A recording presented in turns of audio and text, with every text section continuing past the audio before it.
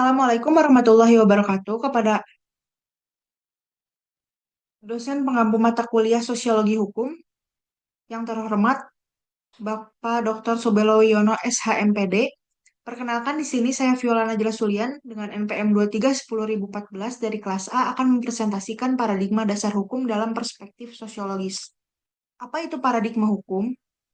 Paradigma hukum adalah kerangka konseptual atau cara pandang yang membentuk pemahaman kita tentang hukum. Dalam konteks hukum, paradigma membentuk cara kita memahami sifat, tujuan, dan fungsi hukum dalam masyarakat. Paradigma juga mempengaruhi bagaimana kita menginterpretasikan, mengaplikasikan, dan mengembangkan hukum. Menurut salah satu tokohnya ada Thomas Kahn, paradigma adalah kerangka teoritis atau cara pandang yang diterima oleh komunitas ilmiah tertentu. Pengertian sosiologi hukum. Sosiologi hukum adalah cabang ilmu yang menjabatani bidang sosiologi dan ilmu hukum, mempelajari hubungan dialektis antara hukum dengan fenomena sosial lainnya. Berbeda dengan pendekatan dogmatis yang melihat hukum sebagai sistem norma tertutup atau law in books, sosiologi hukum lebih tertarik pada bagaimana hukum benar-benar bekerja dalam praktik sosial sehari-hari atau law in action. Selanjutnya ada paradigma positivisme hukum. Positivisme hukum memandang hukum sebagai sistem aturan tertulis yang dibuat dan disahkan oleh negara. Karakteristik positivisme hukum.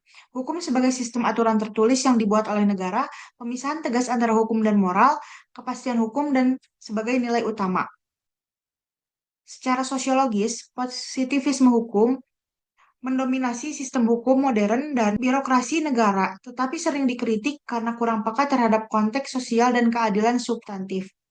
Menurut salah satu contoh tokohnya ada Hans Kelsen mengembangkan pure theory of law yang melihat hukum sebagai hierarki norma dengan good norm atau norma dasar di puncaknya. Selanjutnya ada paradigma hukum alam atau natural law. Hukum harus mencerminkan prinsip-prinsip moral universal, keadilan sebagai nilai utama dalam hukum. Hukum positif yang bertentangan dengan prinsip keadilan dapat diabaikan. Paradigma hukum alam menegaskan bahwa terdapat prinsip-prinsip moral universal yang dapat dikenali melalui akal dan mengikat semua manusia. Hukum positif atau hukum yang dimuat negara harus selaras dengan prinsip-prinsip moral tersebut untuk dianggap sah.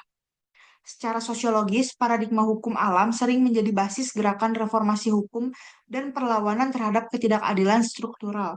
Menurut salah satu tokohnya ada Thomas Aquinas mengembangkan teori hukum alam yang bersumber dari hukum Tuhan. Realisme hukum berkembang di Amerika Serikat pada awal abad ke-20 sebagai reaksi terhadap formalisme hukum. Paradigma ini menekankan bahwa hukum adalah apa yang dilakukan oleh hakim dan pejabat hukum, bukan apa yang tertulis dalam undang-undang. Secara sosiologis, paradigma ini mendorong studi empiris tentang hukum dan menggeser fokus dari aturan abstrak ke perilaku nyata dalam sistem hukum.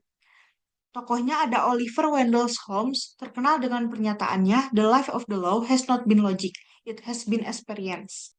Selanjutnya ada paradigma critical legal study. Critical legal study muncul pada tahun 1970 sebagai gerakan intelektual yang menantang asumsi-asumsi liberal tentang hukum. Paradigma ini dipengaruhi oleh pemikiran Marxis, feminisme, dan teori kritis. Hukum sebagai instrumen, karakteristik dari paradigma critical legal study adalah hukum sebagai instrumen kekuasaan dan opresi, kritik terhadap objektivitas dan netralitas hukum, fokus pada ketidakadilan struktural dalam sistem hukum.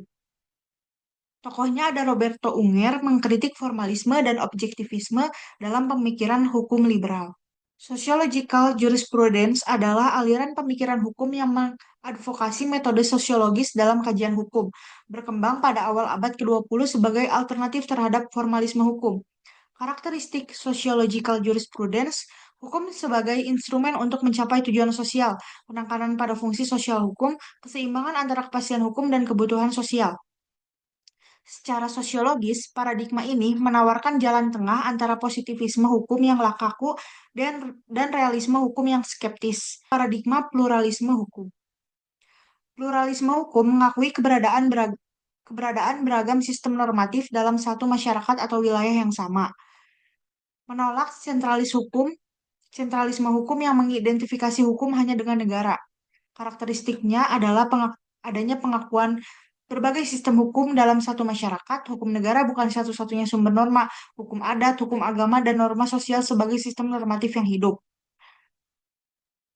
Secara sosiologis, paradigma ini sangat relevan untuk memahami realitas hukum di negara pasca kolonial dan masyarakat multikultural. Tokohnya ada John Griffiths, membedakan antara pluralisme hukum lemah, diakui negara, dan kuat, faktual, independen dari pengakuan negara. Selanjutnya ada paradigma hukum progresif. Hukum progresif adalah paradigma yang dikembangkan oleh Sajipto Raharjo, ahli hukum Indonesia, muncul sebagai respon terhadap kekecewaan pada sistem hukum Indonesia yang formalistik dan kurang peka terhadap keadilan substantif. Karakteristik hukum progresif, hukum untuk manusia, bukan sebaliknya. Hukum bukan institusi yang absolut dan final. Hukum sebagai institusi yang bermoral. Secara sosiologis, hukum progresif mencerminkan upaya kontekstualisasi pemikiran hukum global dalam realitas masyarakat Indonesia. Kesimpulannya, paradigma hukum mempengaruhi cara kita memahami, menginterpretasi, dan mengembangkan hukum. Perspektif sosiologis menekankan konteks sosial hukum. Tidak ada paradigma yang sempurna, masing-masing memiliki kelebihan dan kekurangan. Pendekatan integratif diperlukan untuk memahami kompleksitas hukum dalam masyarakat. Sekian terima kasih dari saya. Maaf bila masih banyak kekurangan. Wassalamualaikum warahmatullahi wabarakatuh.